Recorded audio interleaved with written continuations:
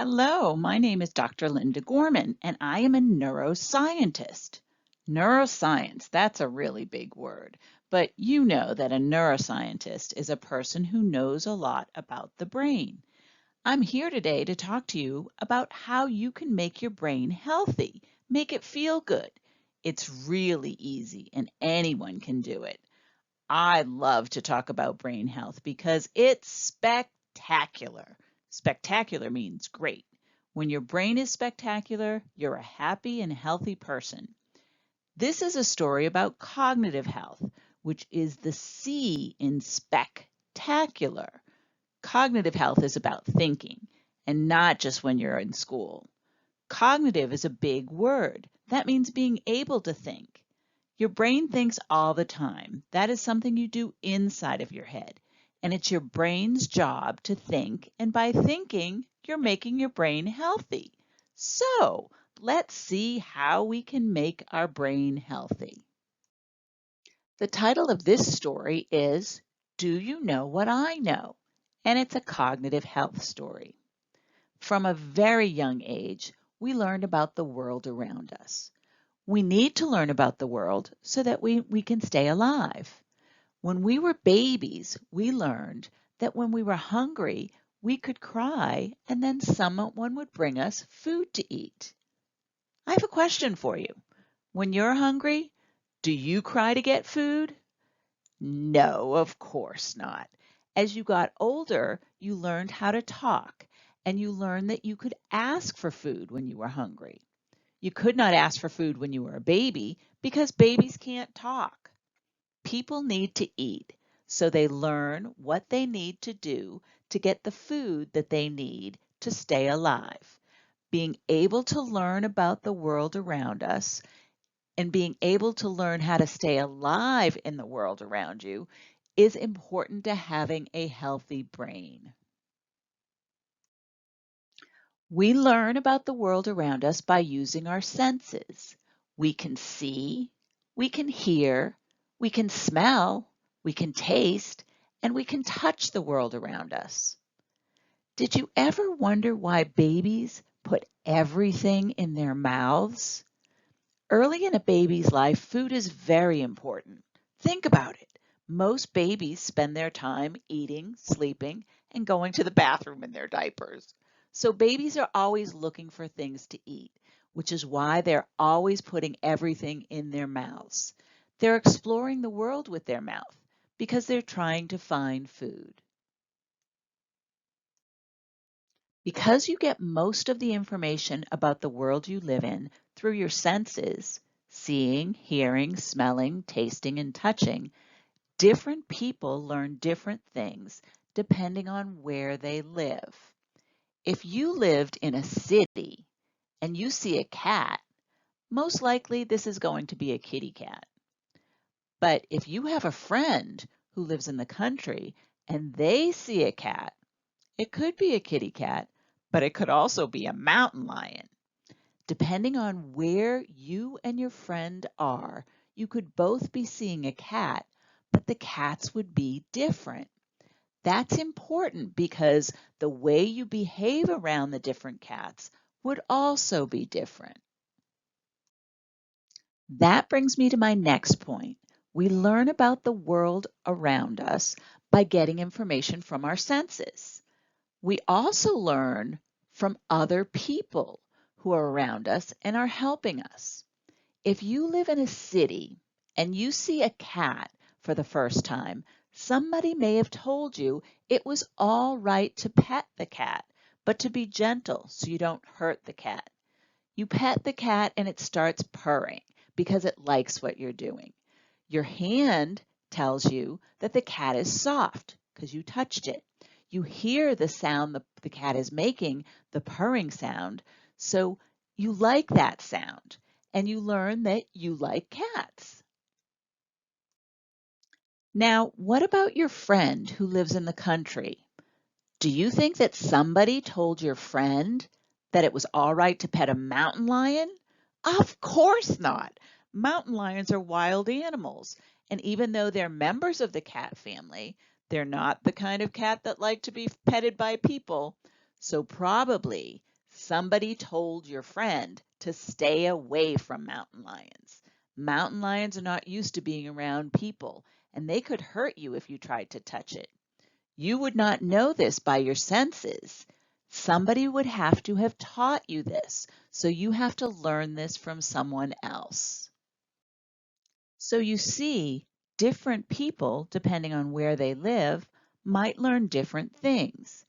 Namely, if you lived in a city, you learn that a cat is a kitty cat, and it's okay to touch the cat if you're gentle. Your friend, they live in the country. He learns that a cat could be a mountain lion, so touching, not a good idea. So you would both have learned different things. You know what you learned, your friend knows what your friend learns. You both learned about cats, but because you live in different places, you know different things about cats because different places have different kinds of cats. There's a lot to learn about the world that we live in, and our senses take in a lot of information, and then it sends it to your brain. But your brain doesn't process all that information that your senses send to you. There's just way too much of it.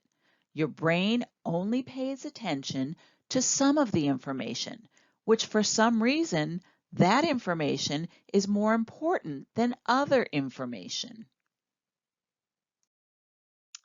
Your brain is constantly getting information from your senses, from your tongue, your nose, your ears, your eyes, and your fingers. What makes some of that information more important than other information? That's a really good question. And the answer is, it's a lot of different things. Different things are important to different people. Different things are also important to people at different times. So an example is, when you're hungry, food is important to you. When you're not hungry, not so much. So different things are important to some people and not others, and different things are important to a person at different times. Okay, different things are important to different people. What does that mean? Let's think about two different people. One absolutely loves dogs, and the other one absolutely loves cats. There could be lots of reasons why someone loves cats and is a cat person, and someone else loves dogs and is a dog person. It could be that their family has only ever had cats or dogs. It could be that they think dogs are too big and take up too much space. It could be that they think cats are too small and they hide a lot. It could be lots of different things. Now, because there are people who are cat people because they love cats, and others that are dog people because they love dogs, those people tend to pay more attention to the animal they love more. And when you pay attention, like these kids are doing here, then you learn more about the animals. So what I want you to do is let's look at this next picture. I just want you to look at it and see what you can think about. Okay. Now I'm going to make it disappear. All right, what can you tell me about the picture that disappeared? Who thinks that there were more cats than dogs? Who thinks that there were more dogs than cats? Okay, who thinks that the dogs were bigger? Who thinks that the dogs were smaller? Who thinks that the smallest animal was a cat? Who thinks the smallest animal was a dog? Well, let me show you. If we look at this picture, it turns out that the tiniest animal there is actually a tiny little dog. It turns out that there are more cats in this picture than there are dogs. And the dogs are actually the bigger animals than the cats. So because people pay more attention to the animals they love, they learn more about these animals. You pay attention more to these animals. So if you were paying more attention to the dogs, you're probably a dog person. If you were paying more attention to the cat, then you're probably a cat person. And if you're like me, I like any kind of fuzzy little animals, so I was looking at all of them. Now, you pay more attention to things that you like, that interest you, but you also pay attention to things that you know are important to you. For example, you may pay attention to the rules of a game, like baseball, because you like playing baseball and knowing the rules are important to you.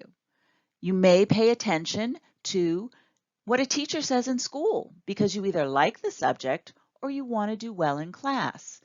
Getting good grades may be important to you, or you know that doing well in school will make your family happy, and that is important to you. When you're hungry, you pay attention to someone who's telling you how to get food or even how to cook food because you like to eat.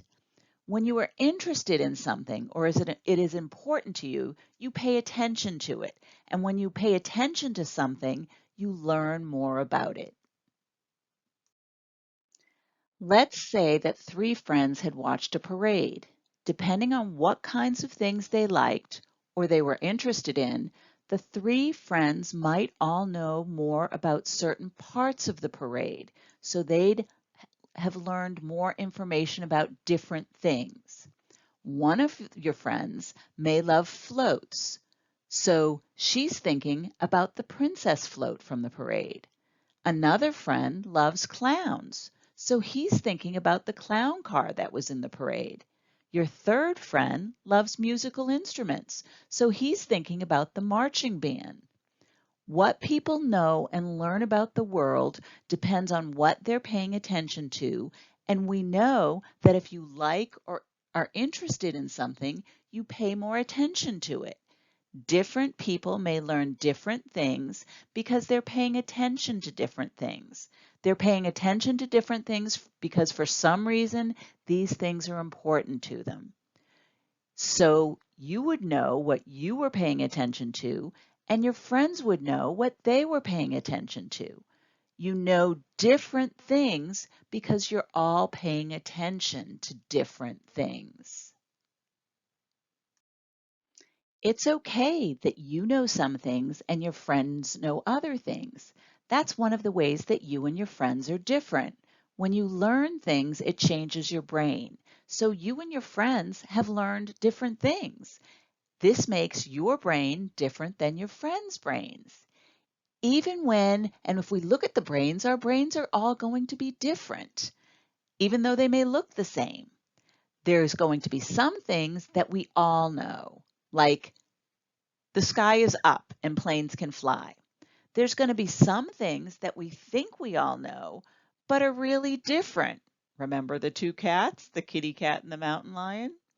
Because you like different things and your friends like different things, you may pay attention to things that your friends don't pay attention to. So you will know things and your friends will know different things. Just because you don't know everything that your friends know doesn't mean that you're not smart, or because your friend doesn't know things you don't know. That doesn't mean your friend isn't smart. Everybody learns different things, and we learn different things because we pay attention to different things. We like different things. We're interested in different things.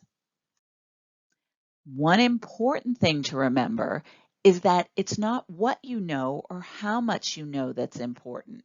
What's important is that you use your brain to think and learn things, and that you're having fun learning.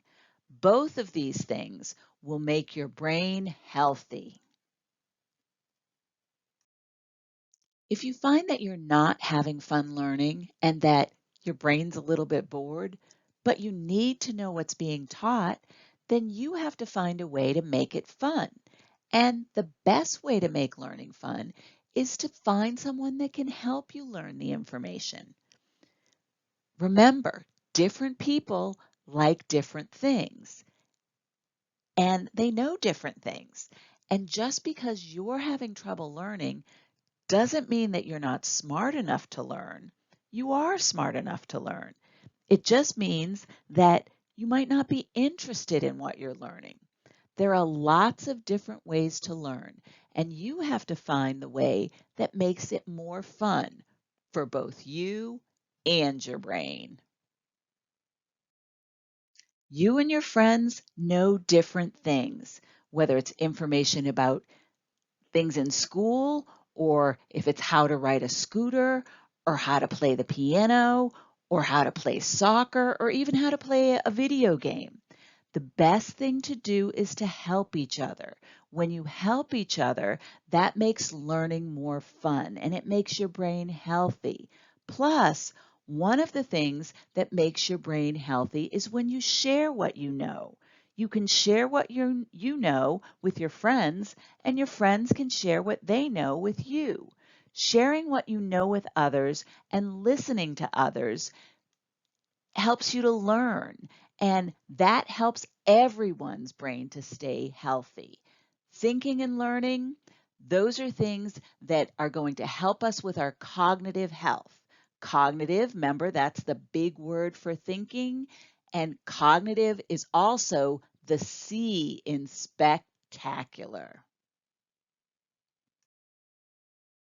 Thank you all for letting me talk to you today about how what you know and what others may know are different because everyone's brain is different. I've enjoyed spending time with you today talking about your brains, and I hope that you've had some fun and learned something about your brain. Remember, we learn about the world by paying attention, like these kids are doing. We pay attention to information from our senses. So our eyes, our ears, our nose, our mouth, our hands, they send information to our brain about what's going on in the world. We also learn from other people. And what we know is that when we learn, our brain changes and gets healthy. Sharing what we've learned also is going to help our brains stay healthy. And we know that a healthy brain is a spectacular brain. Thank you so much for all of your help. Brain health is not just spectacular, it's fun. I'd also like to thank the people from Johns Hopkins University, especially their president, Dr. Ron Daniels, for helping me to bring this Making Neuroscience Fun, Brain Health, It's Spectacular program to you.